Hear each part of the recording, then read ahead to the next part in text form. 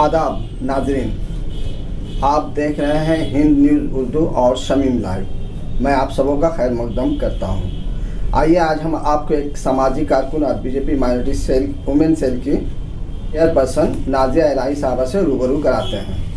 मोहतरमा, हमारे चैनल में आपका खैर मकदम है। शुक्रिया, बहुत बहुत शुक्रिया। आपसे मेरा पहला सवाल है कि हाल ही में राज्यसभा में एमपी जया बच्चन, समाजवादी पार्टी की जो एमपी हैं, उन्होंने कुछ सवाल रखे तो उस पर हंगामा हो गया जी।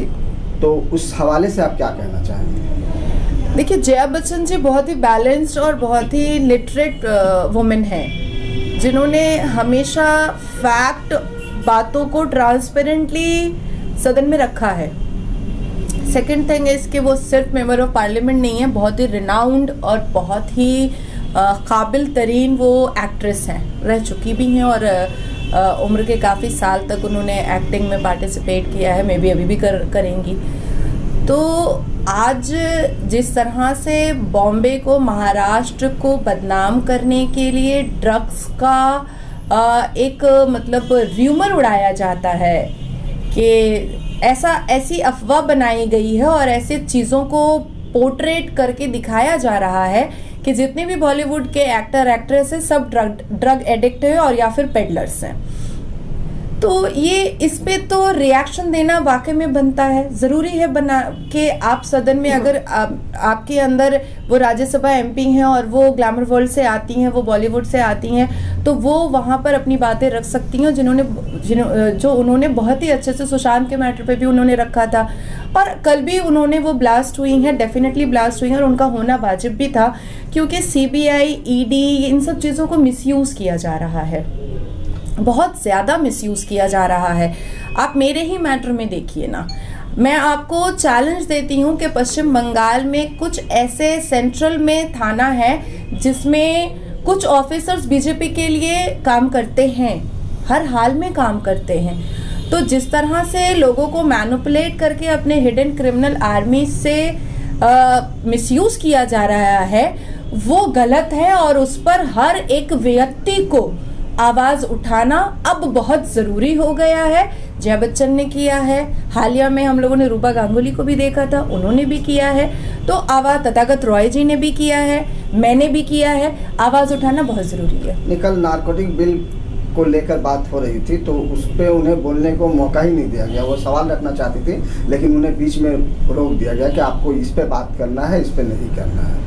यही तो गलत है ना, यही तो गलत है। देखिए, भारतीय जनता पार्टी के कुछ ऐसे नेता हैं जो अपने आप को सोचते हैं कि वो गंगा से नहा करके आए हैं और वो पूरे शुद्ध हो चुके हैं, न्यू बॉर्न बेबी हैं, उन्होंने लाइफ में कुछ गलत नहीं किया है। तो सबसे पहले तो समीर वानखेड़े को उनको अरेस्ट करना चाहिए था। जो लोग भारतीय जनता पार्टी के से इन्वॉल्व थे और वो सेल्फी का व्यापार मचा रहे थे आर्यन खान के साथ, उन लोगों को सबको अरेस्ट करना चाहिए था लाइन से। और आर्यन खान के केस में ये बात एकदम ट्रांसपेरेंटली क्लियर हो गई थी कि भाई ये पूरा फेक है। नवाब मलिक जी ने पूरे खुले तौर से बताया कि भारतीय जनता पार्टी की जो क्रिमिनल आर्मी है वो काम कर रही है।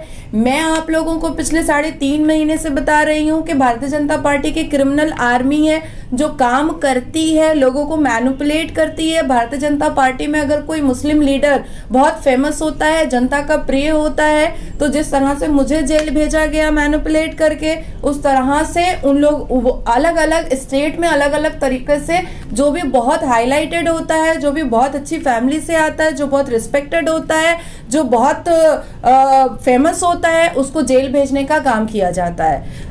तो यही रीजन है कि हम सबको एक आवाज बन करके भारतीय जनता पार्टी की उस हिडन आर्मी को अब जेल भेजने की जरूरत है।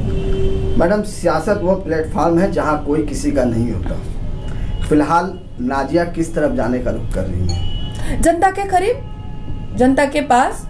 वन पॉइंट मेरा हमेशा अटेंशन इंटेंशन एक ही चीज रहा है कि चाहे मैं किसी भी दल में रहूं चाहे ना रहूं, मुझे जनता का काम करना है और जनता का काम करने के लिए मुझे नहीं लगता है कि मुझे किसी पार्टी के हेल्प की ज़रूरत है। क्या होगा इन फ्यूचर वो मैं अभी नहीं बता सकती हूँ। मैंने बार बार कहा है कि जनता को मैं जनता की प्रिय हूँ। मुझे जनता का काम करना बहुत पसंद आता है, मुझे सोशल वर्क करना बहुत पसंद आता है। हर एक चीज़ों के बावजूद मैंने अपनी ज़िंदगी में बहुत कम समय अपनी फैमिली के साथ गुजारा है, जो मैं गुजारने की कोशिश कर रही हूँ। एक क्वालिटी टाइम स्पेंड करने की कोशिश कर रही हूँ। বিজেপিতে কি উল্লেখযোগ্য সংখ্যালঘু মুখ নেই বলেই এই অবস্থা মনে করছে? हाँ, एग्जैक्टली। इनके पास मुसलमान लीडर नहीं है, और मुसलमान लीडर अगर मेरे जैसे स्पीकर के रूप में इनके पास गए थे और जनता के प्रिय हुए थे, पूरे पश्चिम बंगाल के ग्राम ग्राम एरिया में, आप लोगों से कुछ छुपा नहीं है, तो इनको प्रॉब्लम हो गया, इनको जलन हो गई, और जलन होने के बाद इन्होंने एक हिडन आर्मी बनाया। आर्मी बना करके इन्होंने मुझे फंसाया, तो आज रिजल्ट सामने है। मुझे तो बहुत खुशी हो रही है। এই বিপর্যয়ের किसी भी समाज में तब्दीली लाने के लिए औरतों का अहम रोल होता है। जी।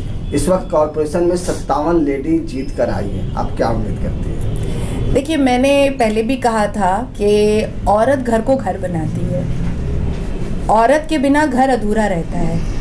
तो 57, आई डोंट नो, 57 मतलब 57 लेडीज की जीत अपने आप एक मिसाल है। और मुझे ऐसा लगता है कि उनमें जितनी भी मुस्लिम लेडीज़ हैं, उनको घर में ना बंद करें उनके हस्बैंड, उनको काम करने दे, या उनका बेटा उनको घर में ना बंद करने दे, उनको काम करने दे, बाहर निकलने दे। जब वो घर को इतना खूबसूरत बनाती है, अपने संसार को इतना खूबसूरत बना देती हैं, तो सोचिए कि वो वार्ड को कितना खूबसूरत बनाएंगी। तो औरत का काम ही होता है कि चीज़ों को समेट कर उसको खूबसूरत बनाना, और औरत बहुत स्ट्रॉन्ग है, बहुत मजबूत है। तो मैं ये कहना चाहूँगी कि जब हमारे प्रॉफिट मोहम्मद की फूफी जान जंग के मैदान में उतर सकती हैं, तो हमारी मुस्लिम औरतें एक वार्ड में काम क्यों नहीं कर सकती हैं? ये तो कुरान गवाह है। तो मुझे ऐसा लगता है कि काम करने देना चाहिए। और ममता बनर्जी ने औरतों को टिकट दे करके, औरतों को फ्रंट में ला करके ये प्रूफ दिया है कि उनको औरतों से बहुत मोहब्बत है, महिलाओं से बहुत मोहब्बत है। उनको भी पसंद आएगी मेरी ये बात।